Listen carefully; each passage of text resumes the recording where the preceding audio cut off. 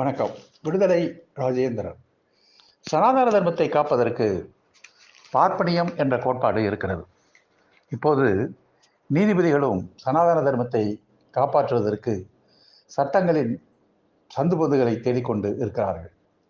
சனாதன தர்மத்தை எதிர்ப்பது என்பது அரசியல் சட்டத்தின் அடிப்படை நோக்கத்தையே எதிர்ப்பதாகும் என்று நீதிபதிகள் இப்போது தீர்ப்பு வழங்க தொடங்கி இருப்பது மிகவும் வியப்பாக இருக்கிறது. அரசியல் சட்டத்தில் எந்த பிரிவாவது சனாதன தர்மம் சமத்துவத்தை பேசுகிறது, சமூகத்தில் அது வேற்றுமையை விதைக்கவில்லை, அனைவரும் சமம் என்று கூறுகிறது என்ற பிரிவு இருக்கிறதா என்பதை நீதிபதிகள் தான் விளக்க வேண்டும்.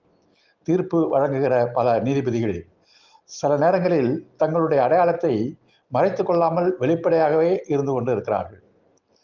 ஒரு நீதிபதி கேரளாவில் நடந்த உலக பிராமண சம்மேளன மாநாட்டில் கலந்து கொண்டு தான் ஒரு இந்தியாவின் குடிமகன் நீதிபதி என்பதை விட பிராமணன் என்ற பிறப்பின் அடையாளம்தான் தனக்கான அடையாளம் என்பதை காட்டிக்கொண்டு அந்த மாநாட்டிலே அவர் பேசினார்.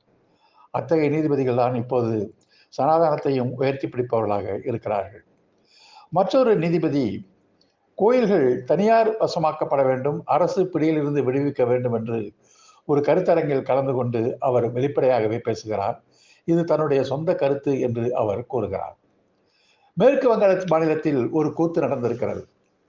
அங்கே ஒரு உயர்நீதிமன்ற நீதிபதியாக இருந்த 61 வயதை அடைந்த சங்கோபாத்யா என்பவர் திடீரென்று தனது உயர்நீதிமன்ற பதவியை ராஜினாமா செய்துவிட்டு அடுத்த சில மணி நேரங்களில் பாரதிய ஜனதா கட்சியில் அவர் சேர்ந்து விட்டார். பாரதிய ஜனதா கட்சியில் அவர் சேர்ந்ததோடு மட்டுமல்லாமல் தனக்கும் பாரதிய ஜனதா கட்சிக்கும் இடையே நீண்ட காலமாக உறவு இருந்து வருகிறது என்று அறிவித்திருப்பதோடு தான் ஏன் காங்கிரஸ் கட்சியில் சேரவில்லை என்பதற்கு காரணம் கூறியிருக்கிறார். அது ஒரு குடும்ப கட்சியாக இருக்கிறது, திரிணாமுல் காங்கிரஸ் ஒரு கிராம தியேட்டர் போல நடந்து கொண்டிருக்கிறது என்று ஒரு அரசியல்வாதியைப் போல அவர் பேசியிருப்பது இன்னும் வேடிக்கையாக இருக்கிறது. இந்த நிலையில் கடந்த காலங்களில் அவர் வழங்கியிருக்கிற தீர்ப்புகள் எப்படி நியாயமானதாக இருக்க முடியும் என்ற கேள்வியை எதிர்க்கட்சிகள் எழுப்பிக் கொண்டு இருக்கின்றன. மேற்கு வங்க மாநில ஆட்சிக்கு எதிராக பல நெருக்கடிகளை உருவாக்கி கொண்டிருந்தவர் தான் இந்த நீதிபதி. அங்கே பள்ளிகளில் உள்ளாட்சி துறைகளில் நியமனம் செய்யப்பட்ட பல்லாயிரம் பேருக்கான வேலை வாய்ப்புகளை தனது உத்தரவு மூலம் பறித்து அதில் ஊழல் நடந்திருக்கிறது என்ற குற்றச்சாட்டை கூறி சிபிஐ விசாரணைக்கு உத்தரவிட்டவர் இந்த நீதிபதி. இதன் காரணமாக ஏராளமான பல்லாயிரக்கணக்கானவர்கள் வேலை வாய்ப்பை இழந்ததோடு மேற்கு வங்க அரசியலில் இது பெரும் பரபரப்பை உருவாக்கி பல சட்டமன்ற உறுப்பினர்கள் அமைச்சர்களை கைது செய்கின்ற அளவிற்கு நிலைமை மோசமானது.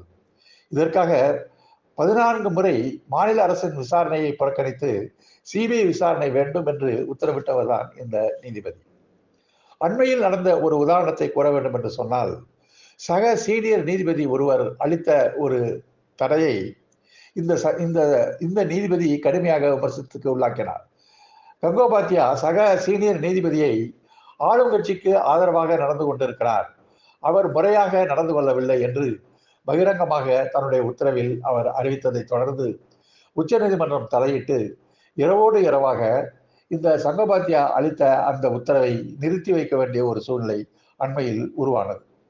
ஆக நீதிபதிகள் இப்போது நடக்க இருக்கின்ற தேர்தலில் பாஜகவினுடைய வேட்பாளராக தாம் நிறுத்தப்பட போவதாக வருகின்ற நிலையில் நீதிபதிகள் பதவியை விலகி பாஜகவினுடைய வேட்பாளராக சந்திக்கப் போகிறார்கள்.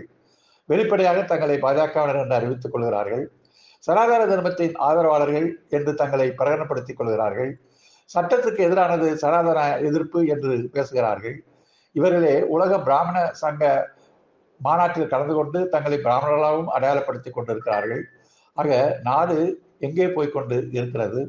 மதச்சார்பின்மை என்பதும் அடிப்படை கருத்துரிமை என்பதும் எப்படி மோசமாக திரிக்கப்பட்டு வருகிறது என்பதும் மிக மிக மோசமான கவலைக்குரிய விஷயங்களாக மாறிப்போயிருக்கின்றன. சிந்திப்போம். நன்றி, வணக்கம்.